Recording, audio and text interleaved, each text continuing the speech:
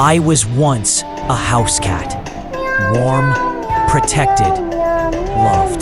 Then I saw him, a black street cat, soaked in rain. Wild, free, alive. I escaped my comfort for passion, for something real. We loved in boxes, in the cold, and when our kitten came. But the streets are cruel. Freedom is heavy.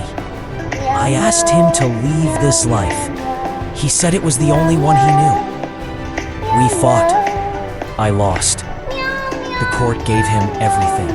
I went back home. They shut the door. No name, no warmth, no one. And in the end, not even life. My kitten watched me vanish into the dark. Love was not enough.